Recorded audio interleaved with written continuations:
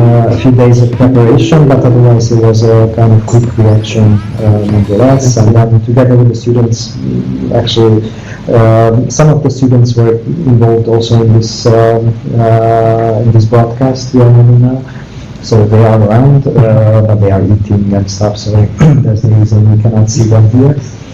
Nonetheless, it's been maybe a group of maybe six, 7 students. Six students and you? And myself, and I also invited one of the, you can see it on the screen now, like the guy over here. Yes, this is his head. A former student with whom we earlier cooperated on some similar projects. And so that's been then we started for sure. Once we had the designs, then we started the production. Actually, we produced some stickers, some large stickers with which we can cover the name of the station, and we can convert it into into bearing the name of Ukraine. I just want to ask like a small side question. It's not really I mean it is related, but it's just like a more of a fun fact for me because I'm just curious. Like, what type of material was the sticker made? Like, was it like, because like obviously it gets rained on and stuff, so it gets wet. And was it just like a regular I don't think regular sticker paper? Yeah, kind of plastic based stickers which can stay in the rain and for outside. So that's what we used. And so once we had the production, then for sure we still needed to agree and to set up the strategy. Usually when we do anything like this, what you need is so that the most work and energy is being taken for organizing the sort of the choreography of the group, like who does what. And I'm guessing also that it needs to be like legal, so you need to like talk to the. Was that a concern for it to be like completely legal, or like did you get support from the city, or like what was? No, not in the first round, not at all. We didn't even want to ask, so we just wanted to do. So you didn't even report that you were going to do something? It was just we didn't report anything. We just went there and with in a rather organized way, and then we started doing the action for sure. And there were some security guards, guarding the station.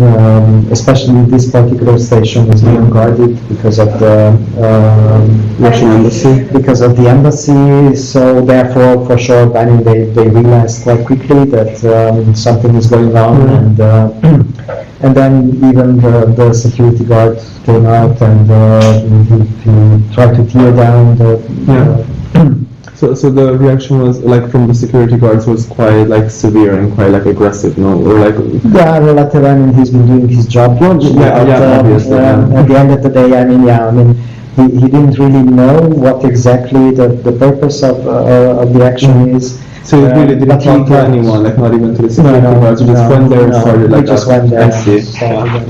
Exactly. I see. Exactly. What was the like?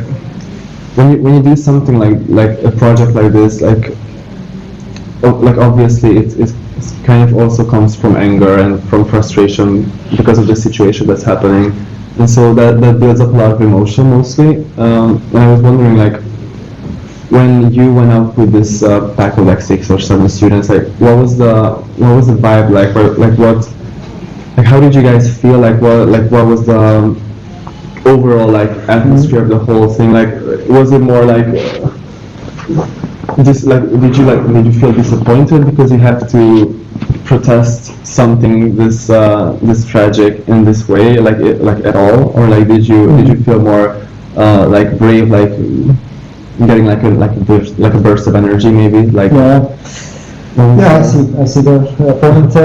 Well, I mean, at the end of the day, these actions are to some extent kind of designed performances. Meaning that I mean, it takes a lot of time to design them and to organize them, but once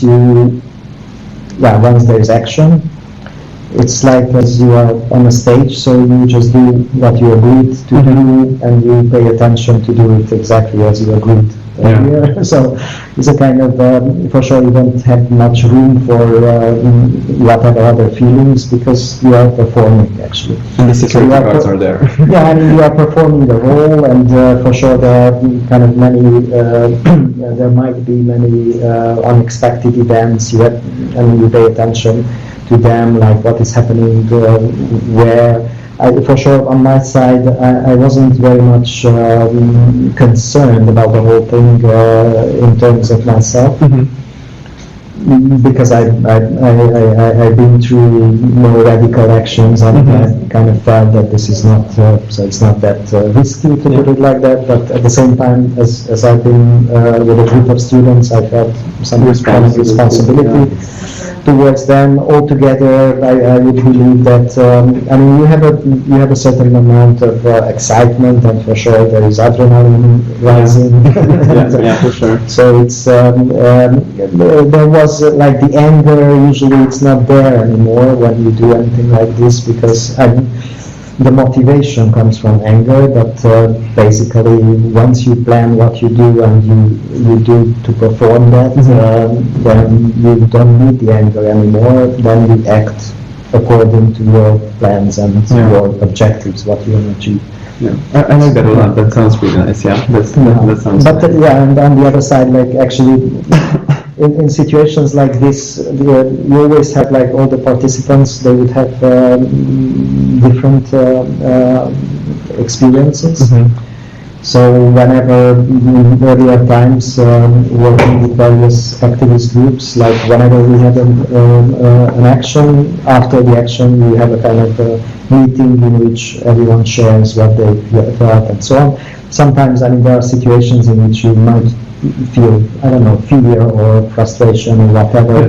Sometimes, I mean, it also depends. When you have, like a policeman trying to break your arm, then for sure you get frustrated, and sometimes it hurts, sometimes you don't know exactly how to act. So it is something that you have to discuss later, later on, and that's what we did.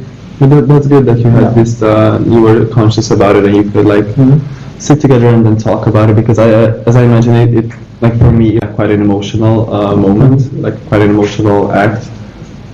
So yeah, that's really nice that you like got to talk about it afterwards and like sit together and like. And it's something that is needed actually. So yeah, and so finally there were like three particular spots, like names which we wanted to cover. So we managed to cover them all. But very soon, which three were those? Like 3 locations, because we kind of covered, as you can see on the photos. For sure, the station has 2 platforms. Yep. So it's 2 on the platforms, and the one next to the embassy. Next to the embassy. And actually, what is interesting maybe with this project, I mean, besides the fact that it had also a kind of element which was about. So not only so whenever you do an action like this, for sure we have the public, right? So the public is around, because many people, just arriving by train, they just stopped and they were asking, looking, and so on. This is actually going to be my next question, like how the public reacted. So this is like a good segue into that. Okay. So the public, some of the public for sure got it in no time what the whole thing was about. They stopped. Some of them started to take photos. Some of them, you could see on their faces that they fully agree with the action, and for sure you could see on some faces that they wouldn't. Nonetheless, I mean, once you do anything like this, the public, I mean, you would be trying to target a larger public, because what you want to achieve, you want to get in. For that reason, that also took some time for us to organize the media around us.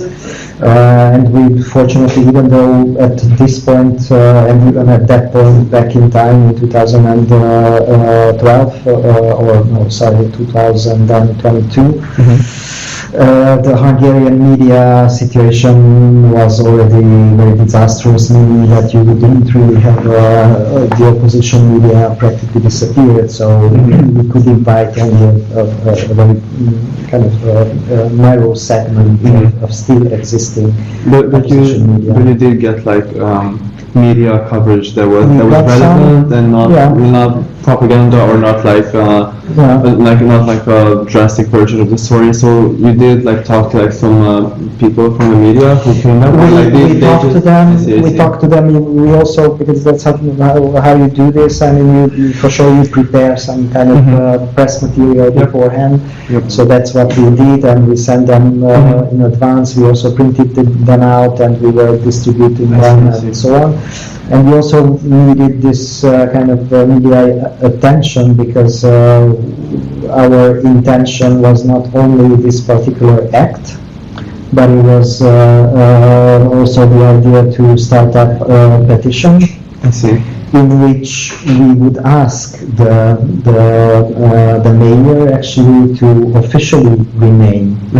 So we conceived this not as a symbolic act, but we conceived it as an act through which we can achieve this particular station to be renamed. Okay. Was it successful or? And it wasn't, unfortunately. I mean, through the media for sure we got some attention on the petition, and we thought that I personally was very optimistic, so I thought that there would be at least tens of thousands, if not hundreds of thousands of people who gonna sign it, but the supporters were much lower. How many people signed the petition? I don't remember, but hundreds, so it's like a very low participation.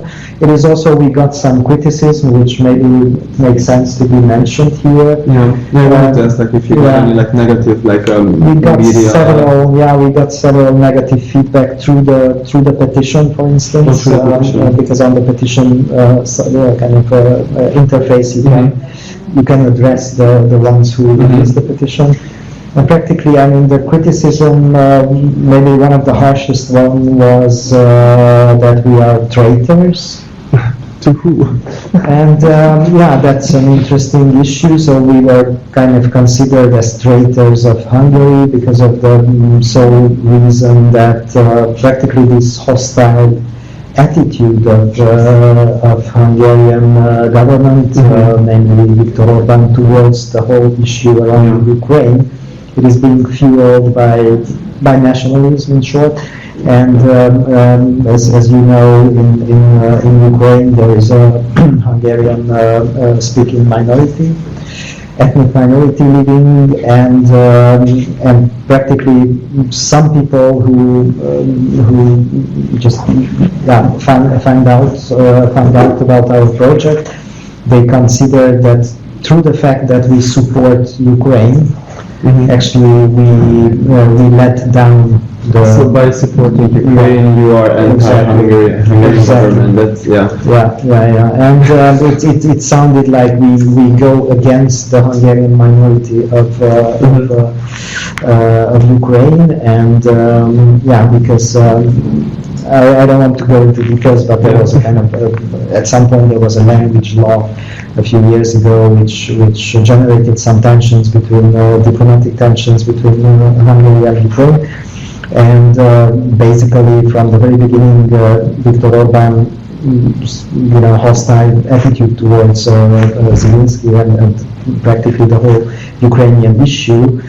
Besides the fact that for sure he wanted to make some good points with Putin, practically the intention or the point of reference, it's been always this law.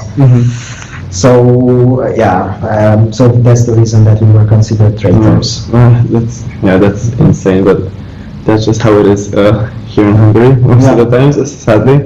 I was also curious, like, you got some like negative feedback from the press and also from like people, but like how did the embassy react like straight away when you put up the sign, or like what was the reaction from the embassy's part, because it's like right next to it, it's an obvious sign, it's an obvious signal, later on, if I know correctly, like after they like I think some of the security ladies tore down the stickers, but then a few days later, the mayor. The mayor? Yeah. Okay. Yeah. I wasn't sure if it was a mayor, but yeah, the mayor. It became a rather complicated, to some extent even funny kind of story. The aftermath of the action.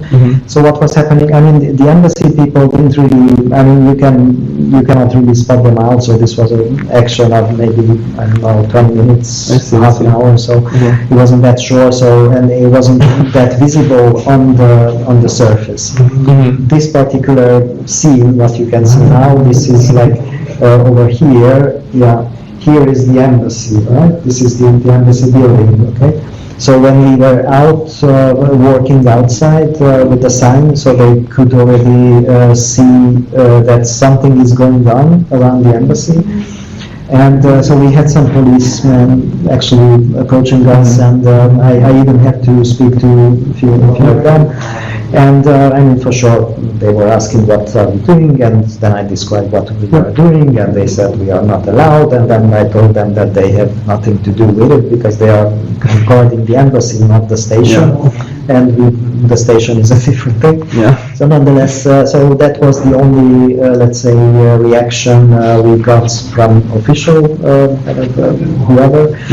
With the embassy, we didn't really get in touch, but what's happened, indeed, so the what you just mentioned, that the names, the signs were kind of torn down. Very soon, actually. The day after, or no, it's in 1 hour. It's gone. Okay, because I mean, for sure, the people from the security guard and whoever from the transport company, and so who are guarding actually the station, they didn't know what to do. And then we got very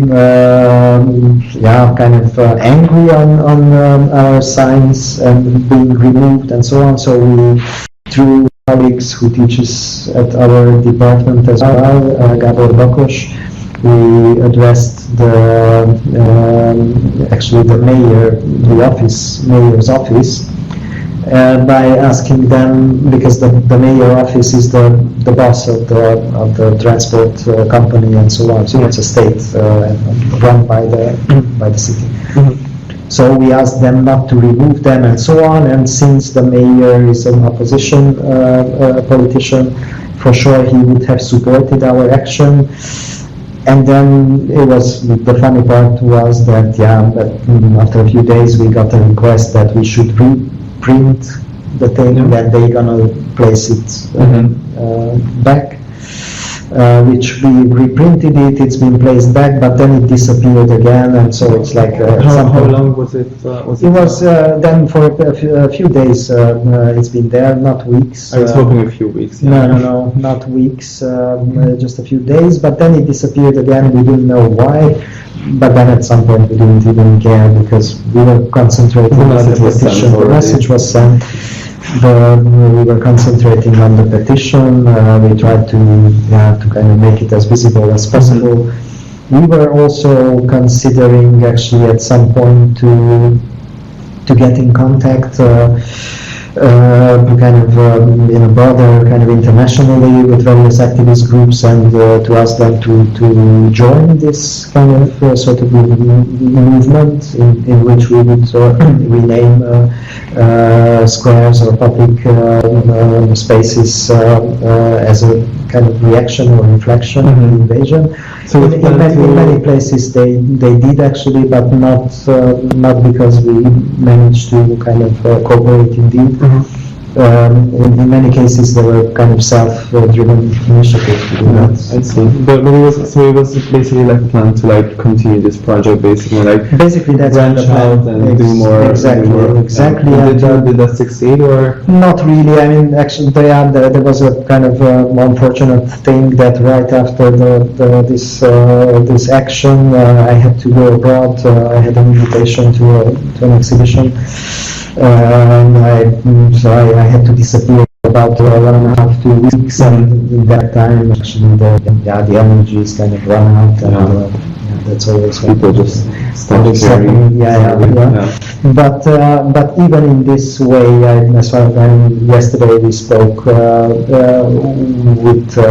the Polish with our Polish friends, who told us that there are in Poland, in many cities, there are various spaces remained as a reaction to the war. Mm-hmm. So it is kind of it's a set of phenomenon which I even kind of collected. So there was in Paris and in Poland and in some other places as well, for where I've been collecting the accounts that would mention anything like that. In some places they managed to make it more permanent, as in Poland.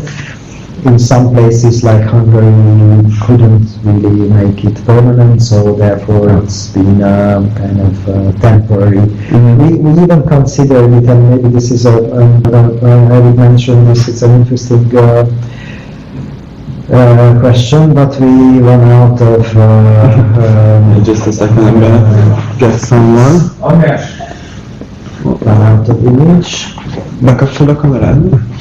Jó.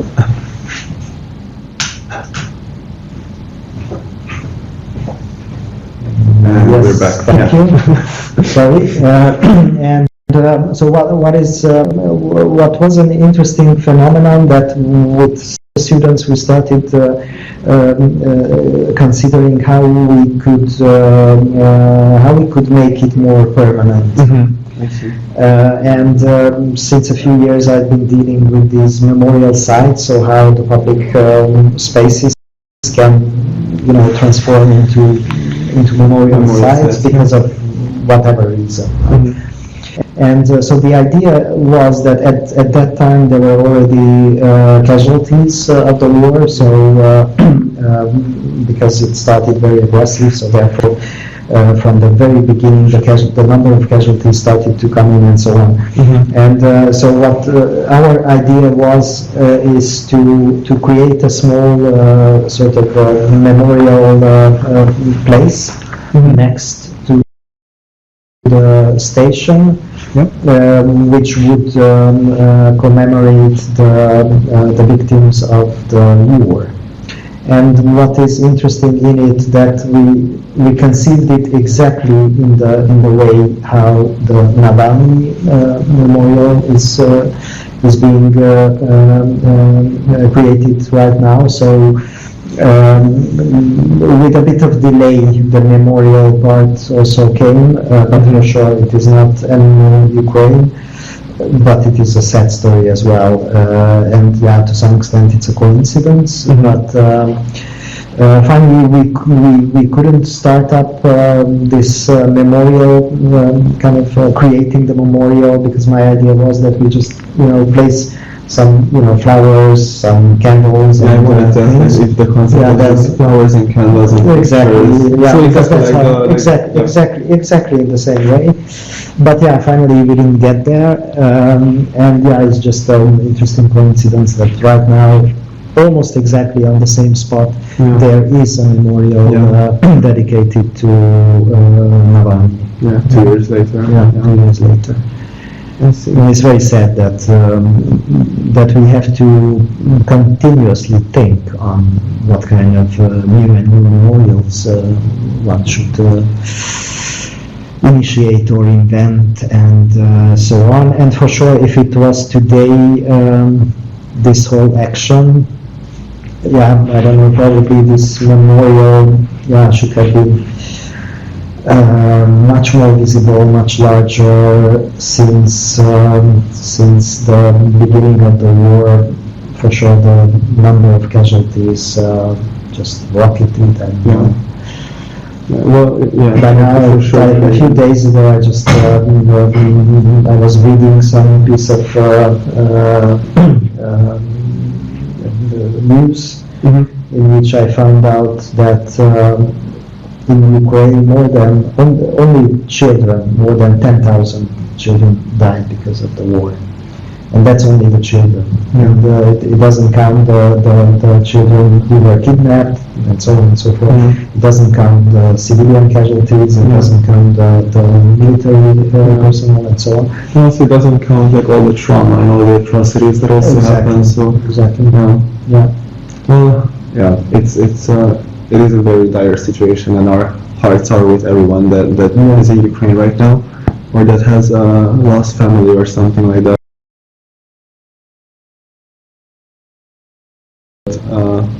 Yeah.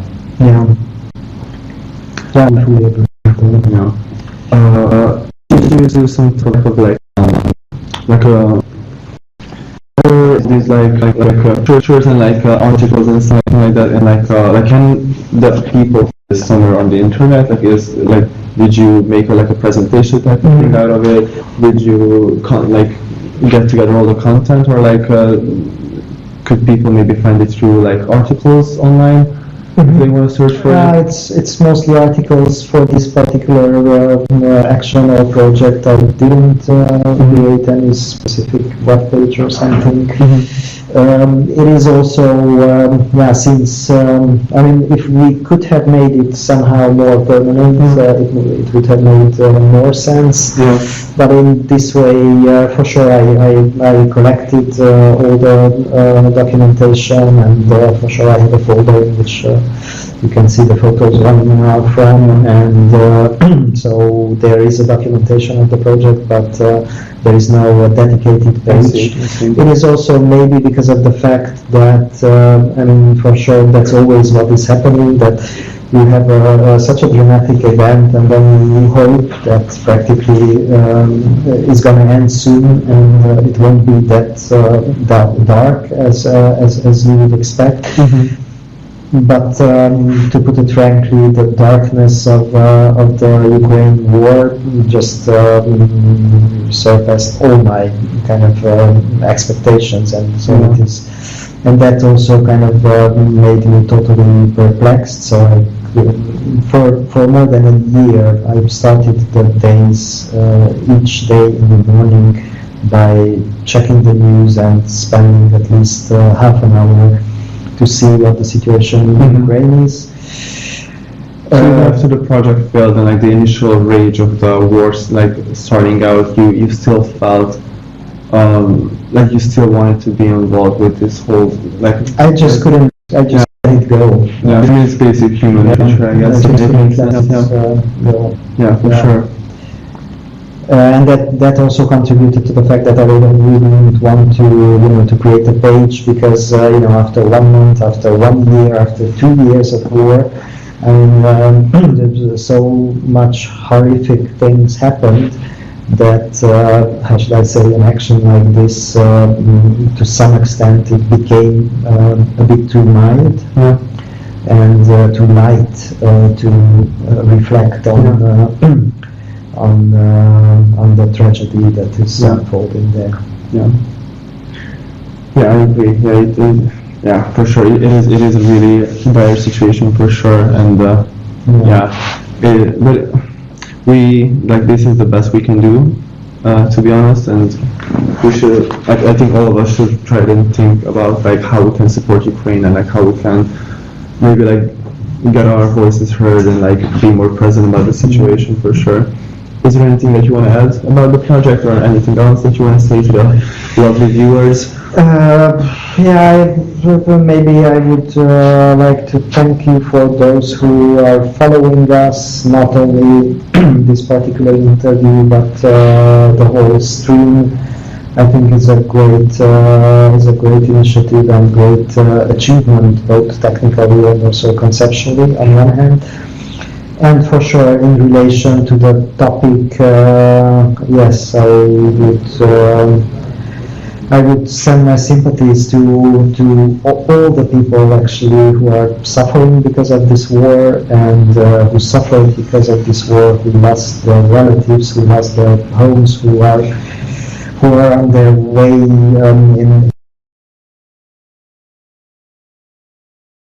in exile somewhere, who's been kidnapped and so on. So I am really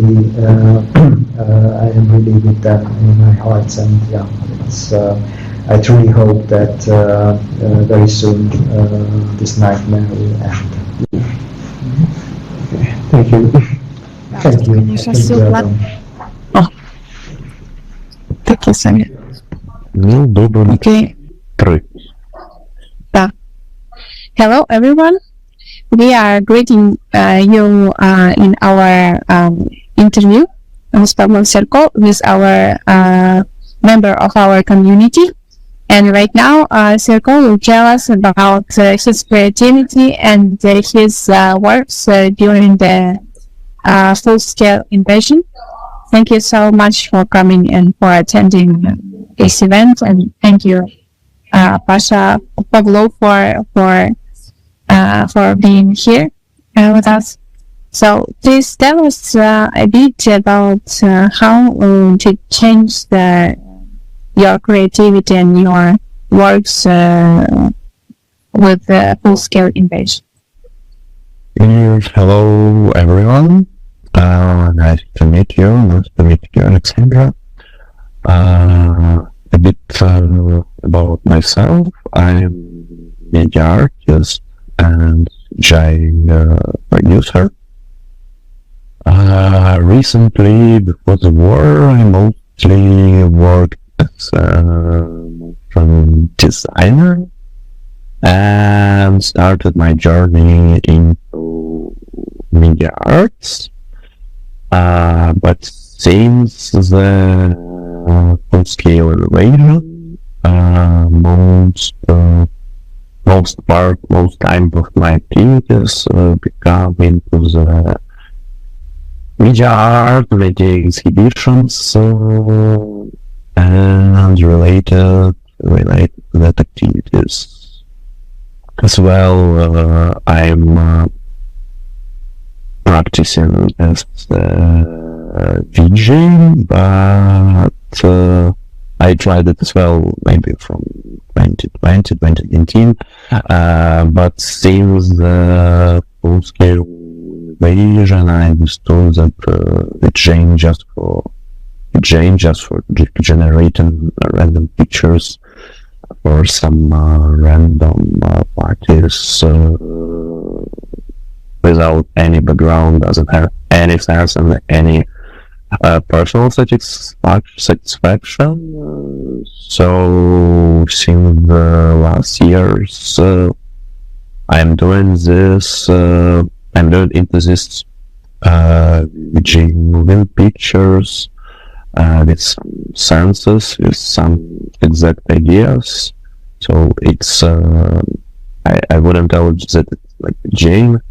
It's like collaboration with an audio artist and making artistic piece together on stage. Something like that. Thank you so much. Yeah, and as we remember that you also participated in our residency in France, and you made really nice piece with Yura Timoshenko, which we could also show maybe after our interview during the live. Yes, and it was really nice opportunity to reflect what is going on in Kyiv right now. It was really had a good, I would say, reflection from all of people who have seen it, and they amazed that even through everything what is going on, people still are making creativity and making a really nice project. Thank you for that. And I also would like to ask you what kind of tools are you using in your creativity? Please tell us all of these tools. In my practice, is pretty wide spectrum of kinds of tools which is possible to use. Mostly I'm trying to make something from real world with the kinds of digital.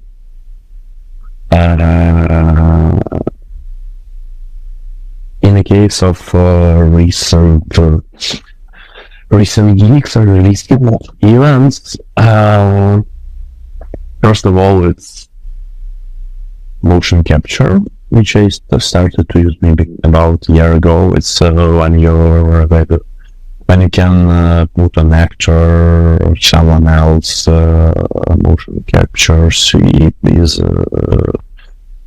wide amount of sensors and records real data into the digital and swap the data into the 3D character, for example, or some another kind of it seems similar. And as I know, you've been actually making a hybrid event with this humanoid. Tell us a bit about this project. So you were using this motion capture device, and actually you had an interview of the, I would say, the actor telling us news live, but in another perspective and in another appearance. I would say that it is like, yes. So yeah, let's maybe see the video first, and then I'm gonna tell a few words about it. But I need permission for sharing screen from my computer. Can you check it, please?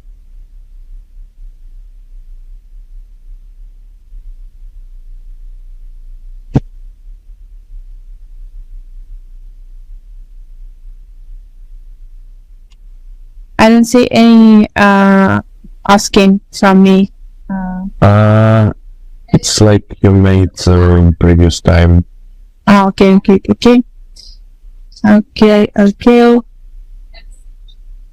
From this account, can you share right now? Yes.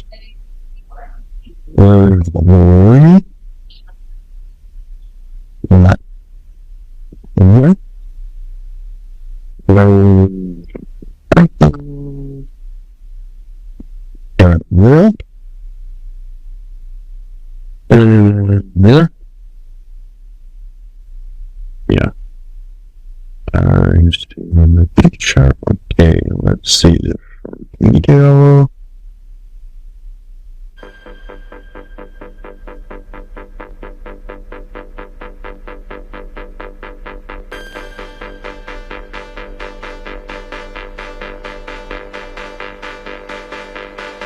So I don't see a lot of speeding, quality about. So yeah, I'm sure about been about my whole so I didn't feel a follow and the bottom line. Doperera appreciate the people bottom line.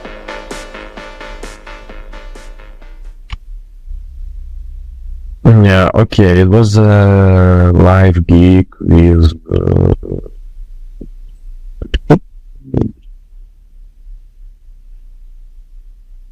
well,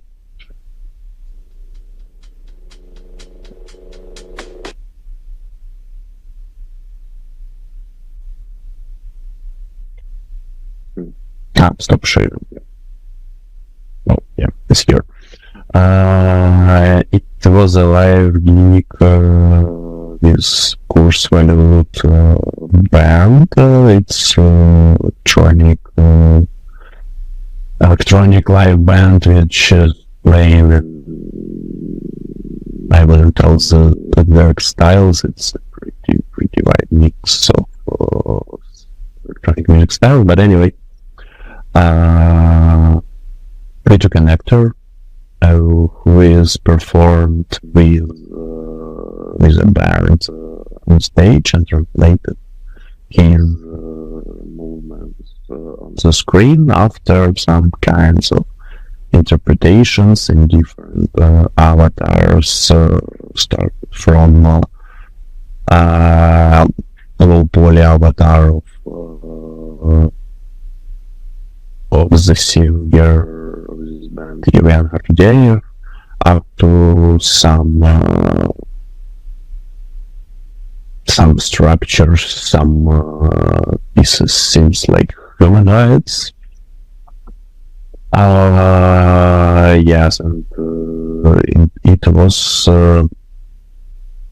an attempt to interpret the language of music into the visual language through the movements of performer. But we used it just once, exactly this kind of live motion capture. And for the next shows, we decided make it a bit more simple and use pre-recorded 3D data where we can available before the show record exactly what we need and what we sing under the current song, and make it a bit more clear and a bit more understandable. And I'm gonna show you this. And as I understand, in addition, when you're just finding this, as I understand, you show this shows all around the Ukraine and in some places in Europe, as I understand, and there was a series of concerts.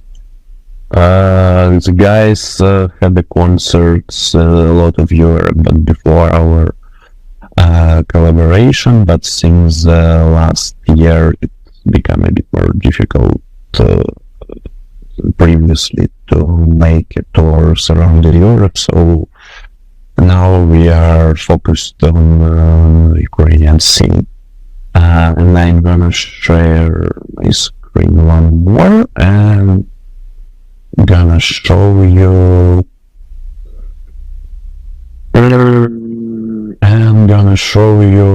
previous concert of Force Valuta. It was solo concert in Kiev in Atlas in a scheme which I told you before with pre-recorded data.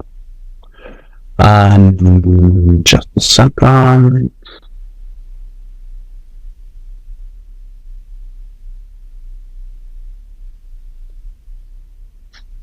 Yeah, while you are searching to fulfill the issue, Share screen. yeah, it is also really nice to have this motion capture technology in using performance and also mixing performance and digital art. It's really nice. Notes that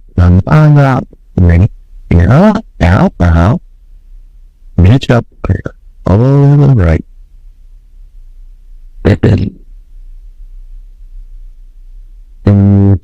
It's here. Yeah, I'm able to see it. Let's go.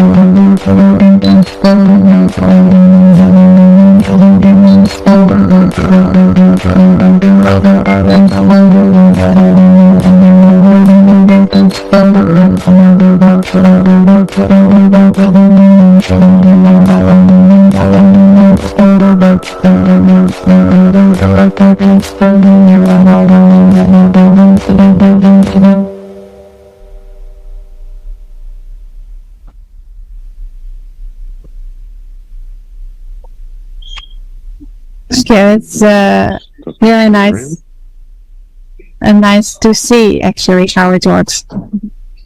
Yeah, as I told you, we used mostly pre-record animation data of the body, but it still has a live interaction with the face. You have seen the root girl in front of the camera. She manipulated the face on the screen live. Yes, and technically it works through the Unreal Engine, which is everything is rendered live in real time with the real light, which is connected to the generated sound from the stage and send it to the screen from the touch designer with some processing and kind of this. That's really interesting. Yeah, and it's complex and complicated artwork which is able to live once in a month. yeah, but it's really nice also to have it. You know that we have also a residency in Slovakia, and there is a performative artist and a digital artist residency. So this motion capture technology would be a really, really nice, really experience was doing this residency and look at action. It's a great tool. It's a great tool to interpret body language into the visual language of communication with audience. So through the body you can tell really a lot of feelings, really a lot of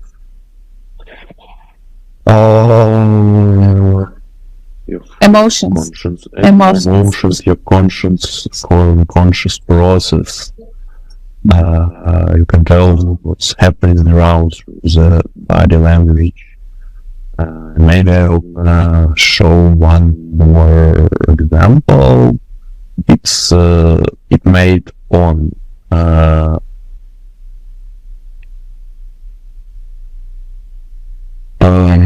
just a second.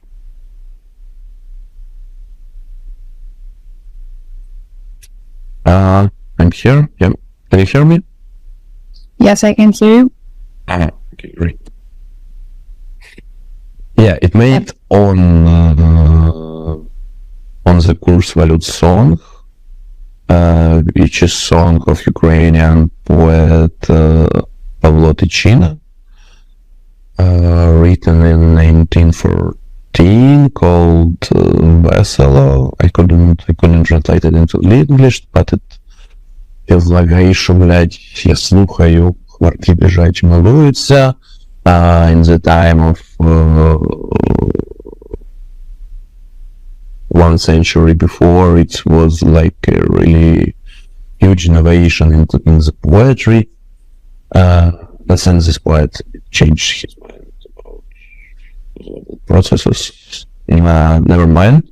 That song was written based on this text, and I tried to translate my current feelings based on set on, based on previous year, but based on maybe stayed myself into the Ukrainian realities, and it was looked like this. It was made and it's reading my pen on the big wall screen, and I'm gonna share screen again.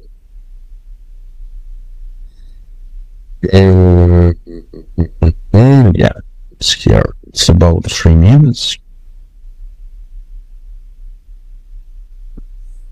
There you go.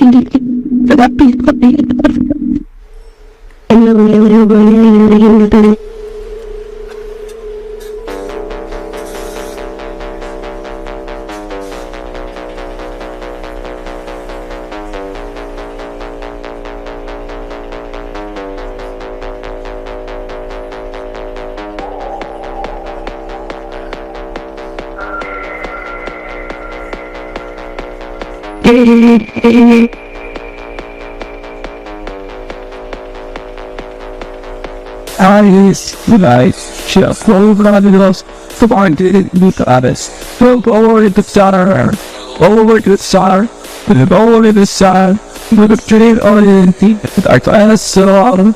I is the ITP of all my love. I believe the side. So over the star, over the side, over the star, you stay on. I class on the rest on.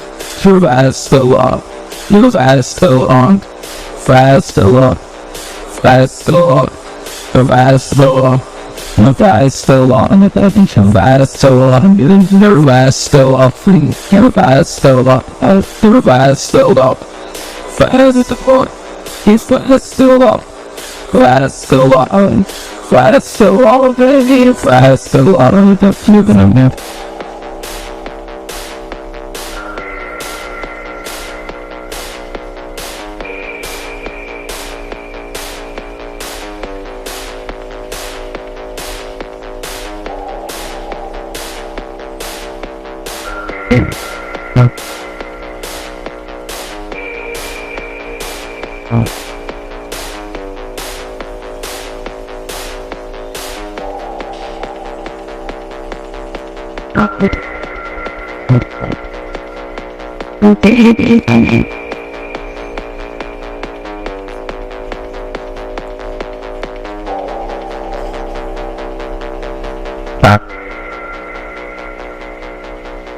Okay,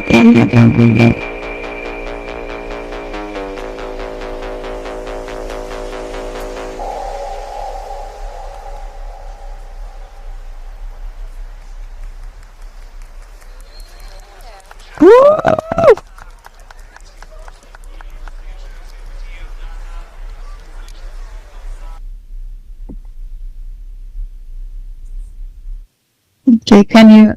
Okay, that was really like scaling the work. Actually, yeah, it's a really idea there is, but in different scales and in different techniques, it's really nicely done.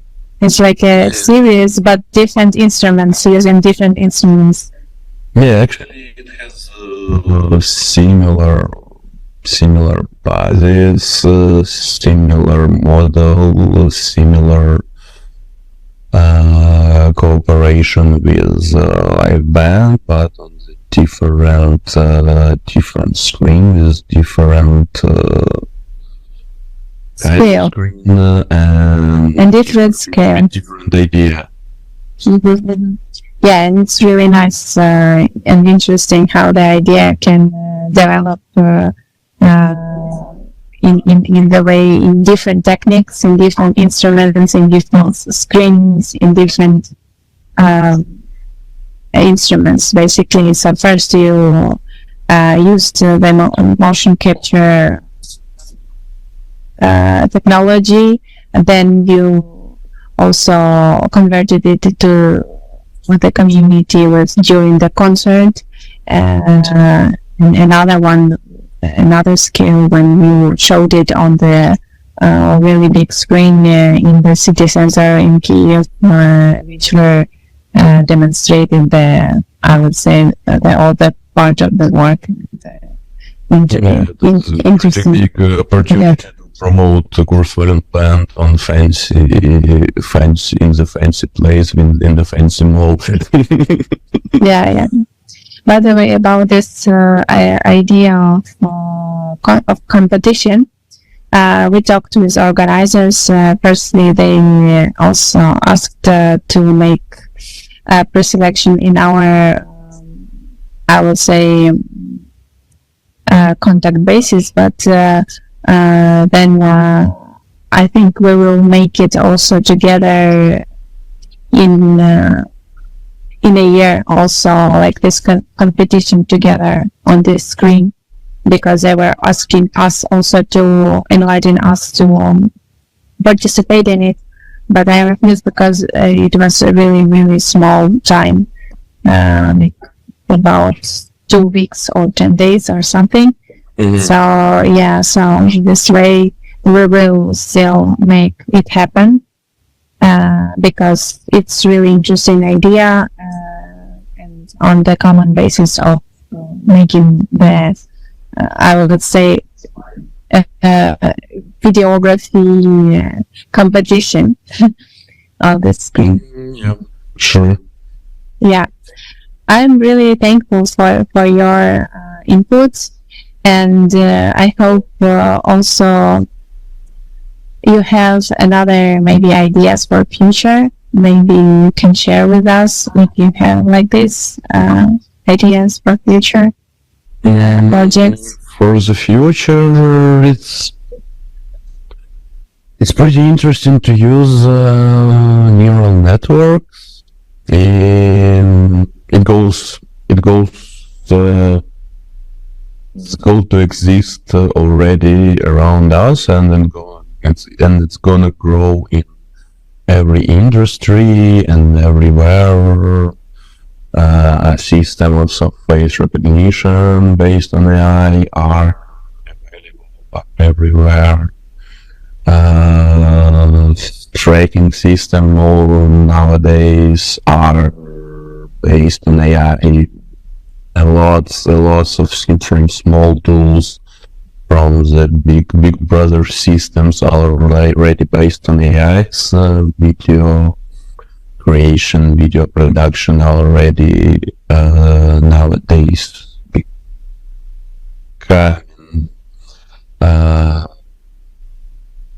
Yeah.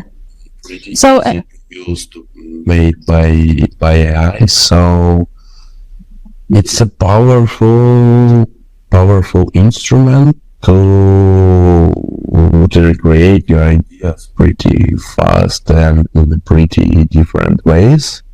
It's not, I guess, it's no one shouldn't be afraid that it's gonna catch his work.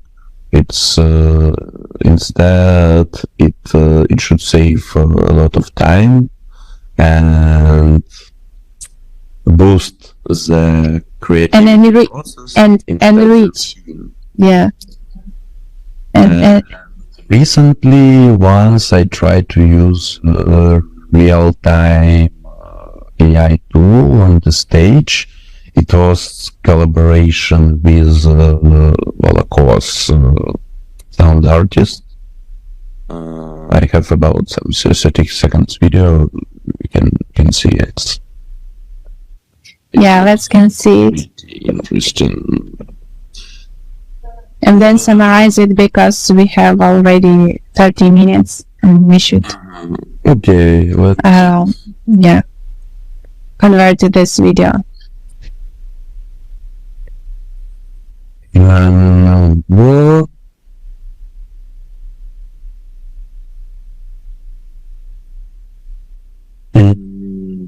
later.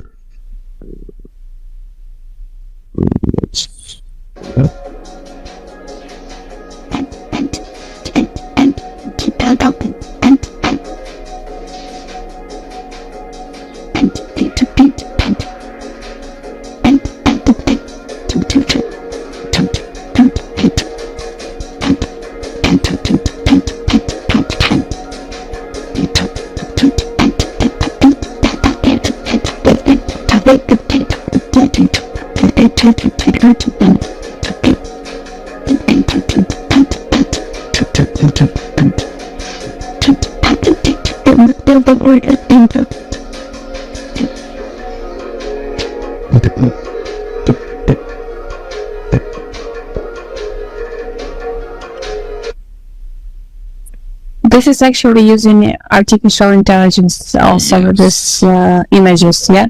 Specifically. Yes, you're taking the idea, you're taking some kind of prompt, you're making some composition, like I mean visual composition. What's happened? You're thinking about potential scenography on the stage, and voila, it gives you a lot of pretty essential content. In this case, it was about path of samurai and attempts to achieve the time. And you have a pretty incredible results. Yeah, definitely it has a lot of ins and outs in this case, but in general, the nearest future in gonna grow much more higher. And we also actually can visualize the database in live format.